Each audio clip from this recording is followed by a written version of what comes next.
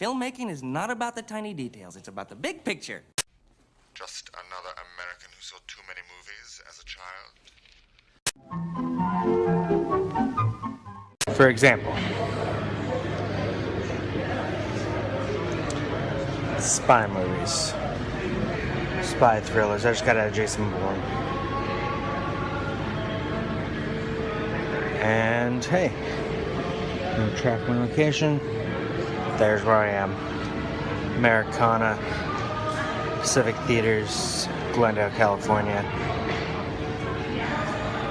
This movie had me... movie's not very good. Action sequences are boring, but I'll get to that in a moment when I sit down. I just wanted to start out here just to be a little different and talk about how phones track us so you know where we are all the time. And it's really easy to get off the grid, the more powerful the grid gets, which is a weird metaphor. Or not metaphor, but a weird realization. All I have to do to not be tracked is leave my phone behind.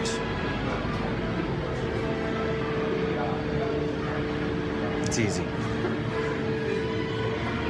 Anyway, Jason Bourne.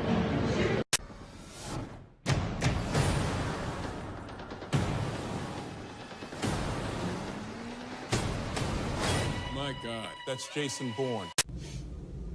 Car again, because why not? And it seems appropriate to be... Well, I'm not on the move. I'm in the movie theater parking lot. It seems appropriate to be on the move while talking about this movie.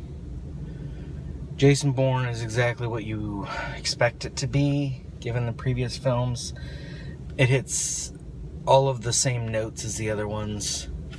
In fact, I realized the only thing that I really remember is unique from any of the movies is Jeremy Renner was the star of the fourth one, right? It was Bourne Identity, Bourne Supremacy, Bourne Ultimatum, Bourne Legacy, I think. Maybe there was another one, I don't know, they all blend together. And they're all the same thing. Greengrass has a tendency to make action sequences that go too long, use too many close-ups, and they get tedious. There's a car chase at the end of this movie. It's probably only 3-4 minutes, maybe. It seems like half an hour. It seems like longer than other sections of the movie entirely. And that's not good. Especially at the end of the movie, there's a sort of pursuit in the car, earlier in the movie, in the first act. It's a little better, but different problem with that one is weirdly narrated. Alicia Vikander wasted in this movie. She deserves better. Is telling the guy that is literally right behind Jason Bourne on his motorcycle, following right behind him, is telling him where they're turning. Like, yeah, we can see that, so the movie doesn't need to do that. And he can see that, so she doesn't need to tell him. And it's a problem with this movie in that it depends a lot on people telling you what's going on. It depends a lot on people doing stupid things and action sequences going too long. Also, since I don't want to just review the movie, it's important to note that it also, well, it appropriates stories outside itself in order to tell a really basic story that it's already told several times before with the Bourne series, many times before with stuff like James Bond or any other spy thriller that's been out there. They all have the same things they hit, and it's got to be the unique details that make it interesting. That's why Bond villains are always so outrageous, because it draws attention to them. This movie doesn't have the outrageous. What it has is, in the first act, this appropriation of Greek politics with no thought to what it's about or why it's going on. Just, hey, they're protesting, because that's what happens in Greece, right? Everybody knows that, so we'll have them use that as cover. You know what you use as cover? Don't go into Athens, where they have cameras.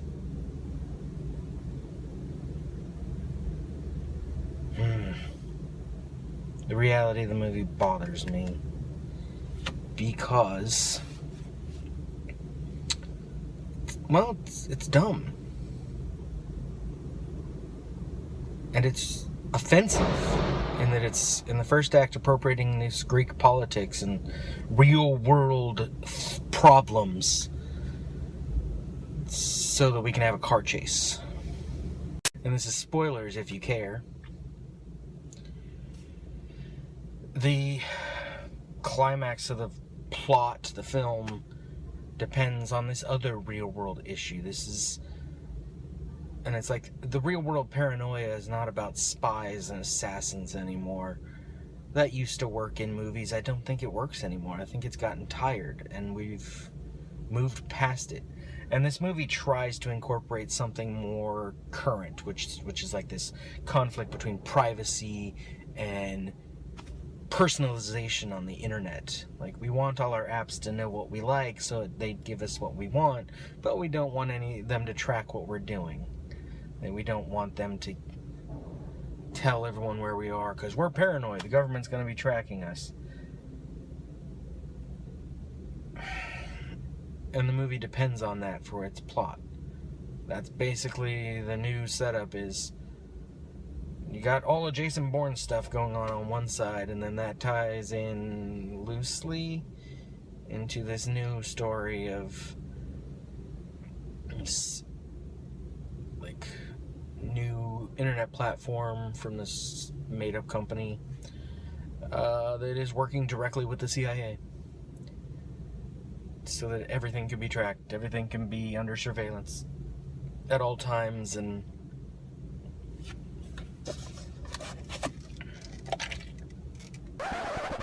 Contractor, no. I will not bow to any sponsor.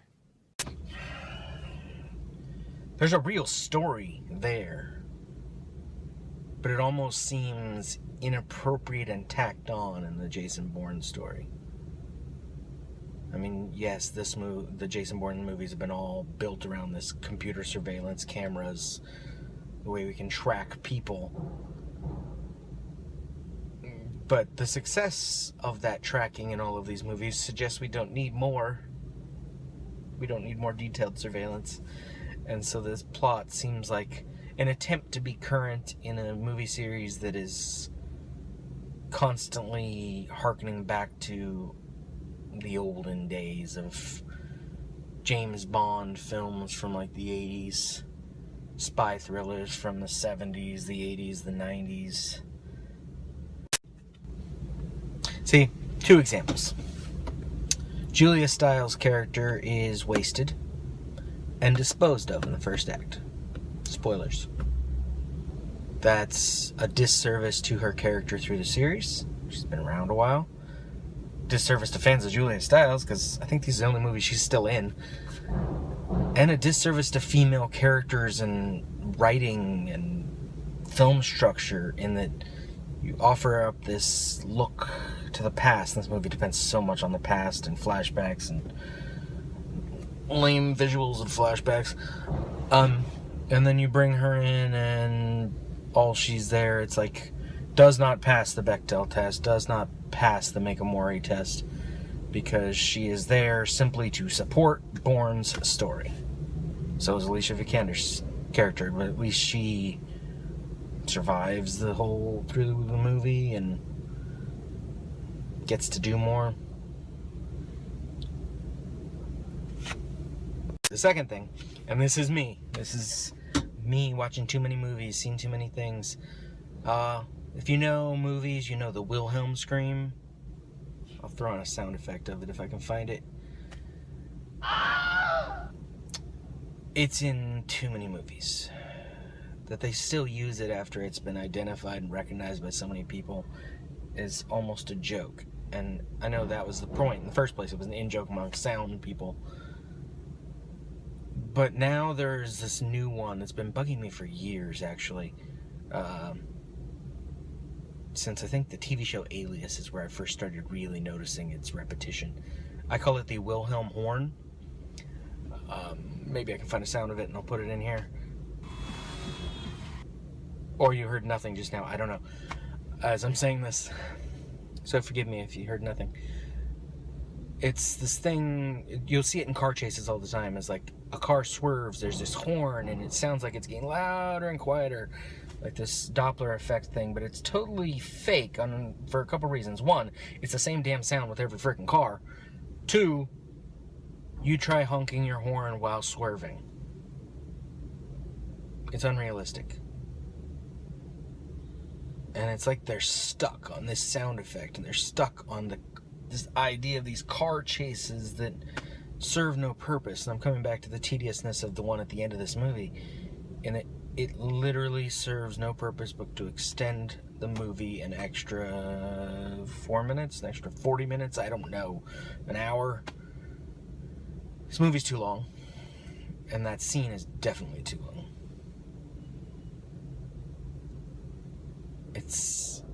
And it serves no purpose but to extend the chase to the eventual kill, which of course is going to happen. And this is a problem with action movies a lot. If we don't care about the consequences, we don't care about the villain, the asset in this movie, he's boring. He has little personality but revenge. And ultimately, when Jason Bourne interacts with him finally, Bourne has nothing going on but revenge, and that's boring. Revenge needs nuance. Revenge needs build-up. And a car chase, constantly escalating, destruction of property,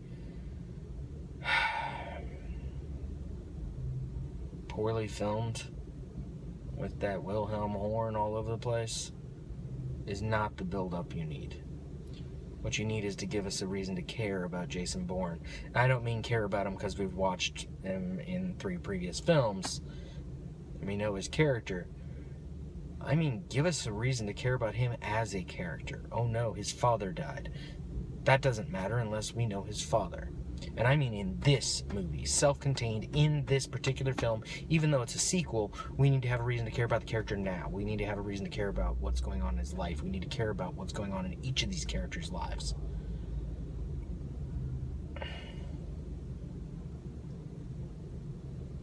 Tommy Lee Jones' character, for example, he's basically playing the same guy he was playing back in The Fugitive. And in so many movies since.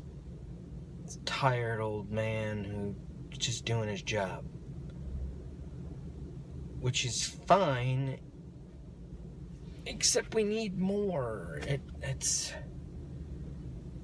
when every character is easily described in a single sentence, the writer hasn't done their job. The director hasn't done their job. And the actors are restricted from doing theirs. If you saw the trailer for this movie and you're really into the Jason Bourne series and you want to see it, go see it. You'll probably enjoy it for the most part. Maybe you even like the long car chase and everything else. I don't know. If you want to see it, see it. Have a good time. If not, see something else. There's always something good out there. See more movies. These movies make us better people. I remember everything. Remembering everything doesn't mean you know everything. The world is at war. We need the perfect weapon. All you got to do is go that way, really fast. If something gets